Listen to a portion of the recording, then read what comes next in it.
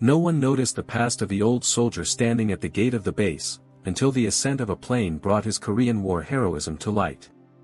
Before we begin, share in the comments which city you are watching this video from today.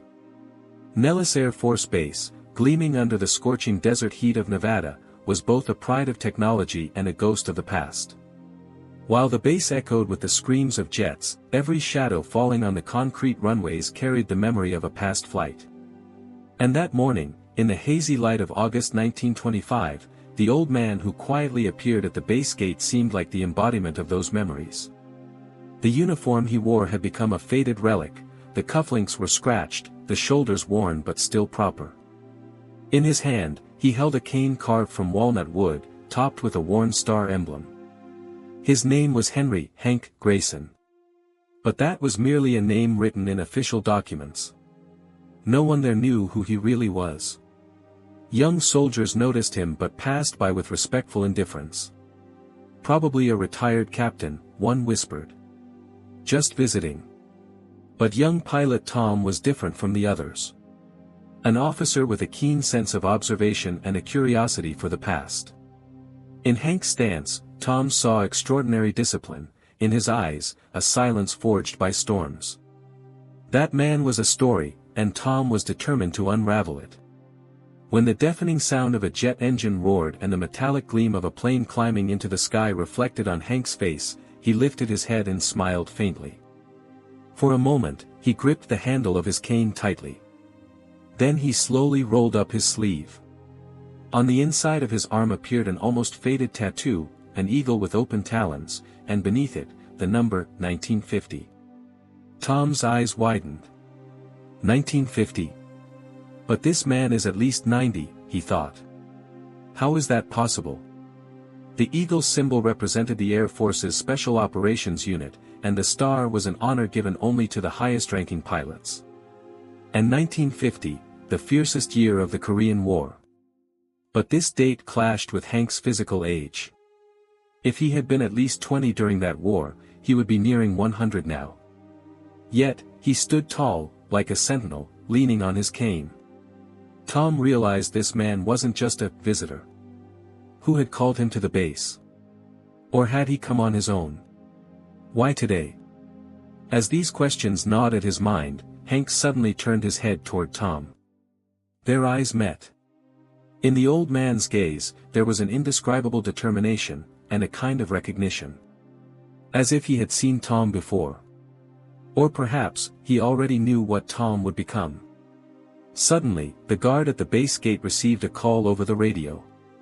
"Commander Bailey is expecting the guest," he said. The guard respectfully nodded and opened the gate. Hank began walking without saying a word. With every strike of his cane on the ground, it was as if the echoes of the past were heard. Tom instinctively decided to follow him. It felt like behind this old man lay an unsolved secret, perhaps a mission long forgotten. And thus, a new question echoed across the concrete paths of Nellis Air Force Base. Was this man a soldier who had forgotten time, or was he time itself?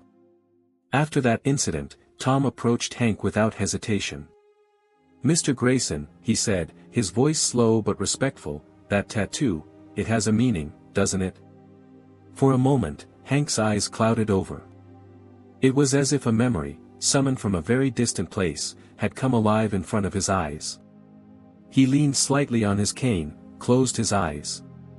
"An old victory," he murmured, and then fell silent. But the curiosity awakened in Tom wasn't seeking just the answer to a question, it sought a tale of heroism. That night, while the base was engulfed in silence, Tom headed straight to the archive building instead of sleeping in the dormitory. He entered with the pretext of delivering a document to security. Among the dusty shelves, he started sifting through yellowed folders. He typed into the search engine, "Henry Grayson, Korea." The screen remained empty at first. Then a document appeared before him, dated November 17, 1950. It recounted how a soldier, alone in the dark of night, had breached enemy lines to rescue members of an encircled platoon. The operation didn't even have a name, it was simply labeled, Code, Northern Shadows. Names had been redacted, but one crucial clue remained. A description from the rescued soldier's testimonies, a sergeant with an eagle tattoo. Tom's heart started pounding. Looking at the printout in his hand, he thought of Hank's posture, the lines on his face, the worn metal tip of his cane. Could this all be a coincidence? At dawn, he returned to the base gate. Hank was there again, as if he had never left his post. He was waiting, adjusting his uniform, standing tall. Tom approached carefully. "Mr. Grayson," he said. "That tattoo, did you breach enemy lines in Korea?" Hank paused. He gently tapped his cane on the ground. A few soldiers nearby flinched. Silence fell. Hank's eyes locked onto Tom's. But within them was no anger, only an old fatigue. "Yes," he said. His voice was as calm as the wind, but storms raged within. "But this base has forgotten those days. Not just me, but even those it should remember, it has erased." Tom swallowed hard. Were you that sergeant? The one who saved 100 soldiers?" Hank didn't answer. He simply lowered his head. In that moment, a distant snowy landscape, an exploding grenade, a soldier's scream seemed to flash across his eyes. Then he gazed into the horizon. That silence was an answer in itself. In that instant, the atmosphere of the base changed. One by one, the young soldiers around them approached and bowed their heads in respect.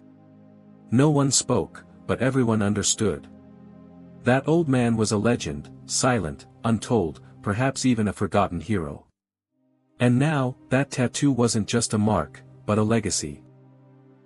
From that moment on, Tom no longer saw Hank as just a visitor, but as a guardian lost in the shadow of time.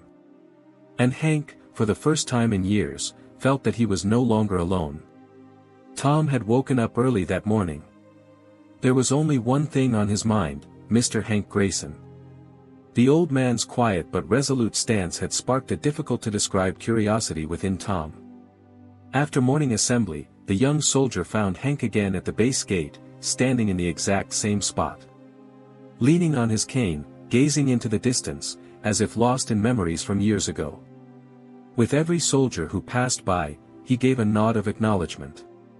In his eyes, there was an unusual discipline, in his heart, a heavy sense of duty carried by the years.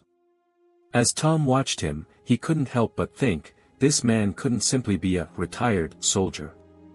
For several days, Tom continued to observe Hank. He didn't miss a single movement. Whenever a visitor came to the base, Hank would straighten his posture and salute.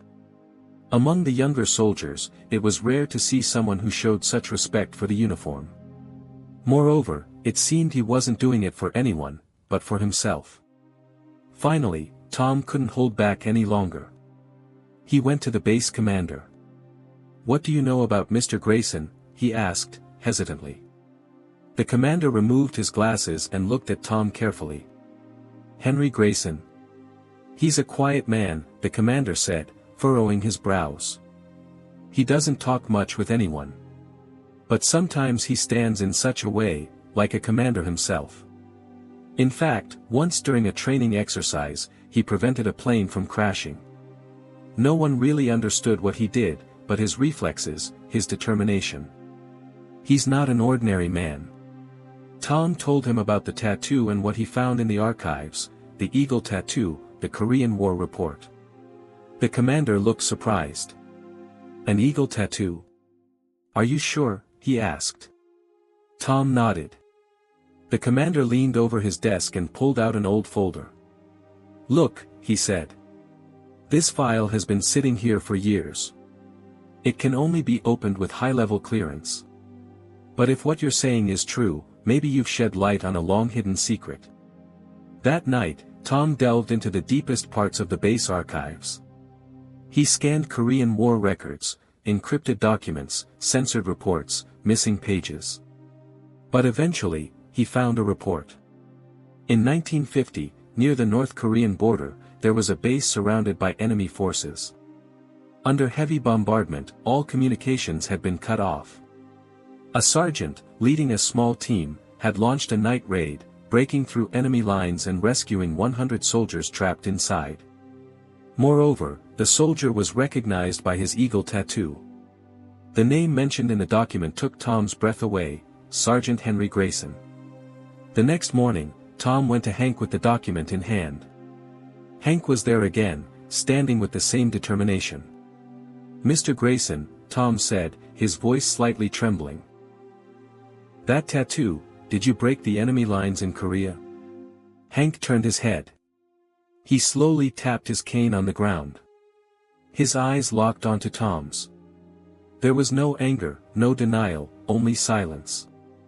Then, in a voice as soft as the wind, he said, "Yes. But this base has forgotten those days." Tom swallowed hard. "Were you, that sergeant?" Hank didn't answer. He simply lowered his head and looked into the distance, as if beyond time itself. At that moment, the air at the base shifted. The young soldiers, as if sensing the tension in the air, fell silent. Hank's presence was no longer that of an old man, but of a forgotten hero from history. In the following days, people's perceptions of Hank began to change. They no longer saw him as just a retired soldier. He began to be seen as a legend. Whispers about him filled the base corridors. Some thought he had been a general, others believed he was a myth. But Tom knew the truth.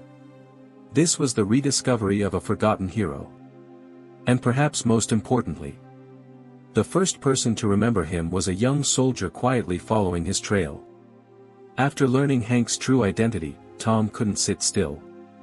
Early in the morning, he went from the base library to the cafeteria, then to the hangars, telling everyone about this unnamed hero's story. At first, it sparked curiosity. Then astonishment. And finally, respect. The younger soldiers began to look at the older guards differently as they passed by. Especially in front of the sentry post where that silent man with the cane stood. One day, a man in his 70s entered the base gate. He was a retired war pilot named Robert Sloan. He wasn't in uniform, but he still wore a badge on his chest. A soldier approached him and asked, "Are you looking for Mr. Grayson?" Robert nodded, his eyes drifting into the distance. "I was in Korea in 1950, he said. We were trapped during a night operation, surrounded by enemy forces. They were about to overrun the base. Then a shadow came from behind us.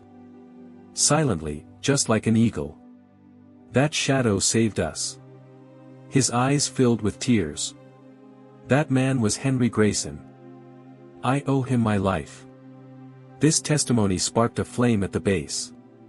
The commander immediately organized a ceremony. The news reached the Nevada Gazette, then the local TV channel. As days passed, more visitors began to arrive at the base. Elders brought their grandchildren, saying, "Look, this man is a true hero." When the day of the ceremony arrived, the entire base lined up in formation. The sun was just beginning to shine through the morning mist.